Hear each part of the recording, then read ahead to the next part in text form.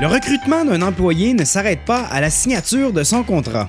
En améliorant l'accueil et l'intégration de vos nouveaux employés, vous serez en mesure d'augmenter votre rétention, votre productivité, le sentiment d'appartenance de votre personnel et leur satisfaction au travail.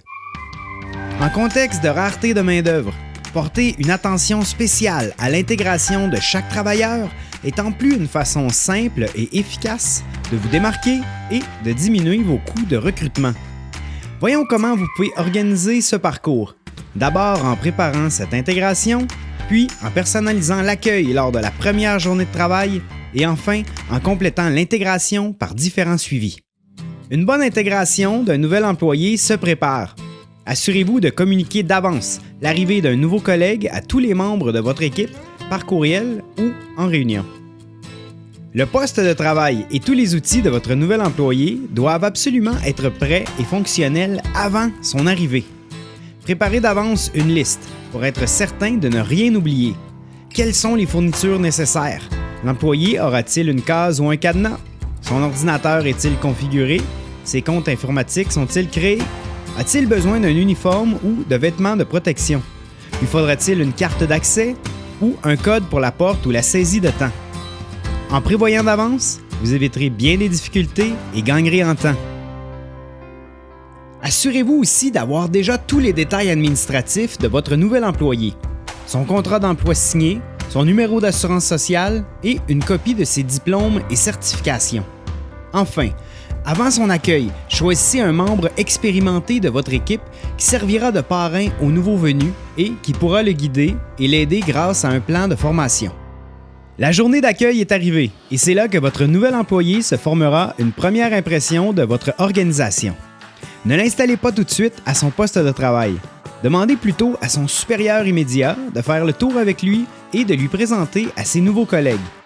Prenez alors le temps de lui montrer où se trouve la salle à dîner, les toilettes, le vestiaire et les outils de travail qui lui seront utiles.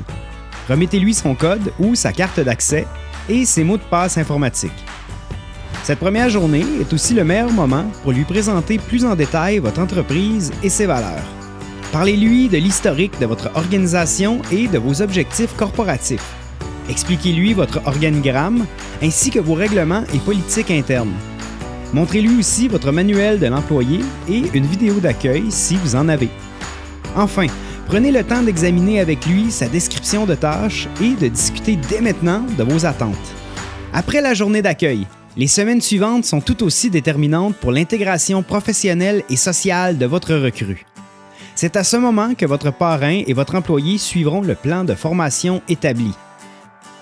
Des rencontres régulières entre ce dernier et son superviseur devraient aussi être planifiées pour créer un lien, offrir une rétroaction et s'assurer que tout se déroule bien. Puis, avant la fin de la période de probation, le plus souvent de 90 jours, le gestionnaire et son employé devront évaluer son rendement et sa progression. Cette rencontre permettra d'identifier les forces et les améliorations possibles. Ce parcours d'intégration d'un nouvel employé peut constamment être amélioré. En portant une attention particulière à l'accueil et à l'intégration de votre personnel, vous contribuerez à augmenter la rétention de vos employés, leur productivité, leur sentiment d'appartenance et leur satisfaction au travail. Pour vous aider à y arriver ou pour tous vos besoins en recrutement, contactez-nous.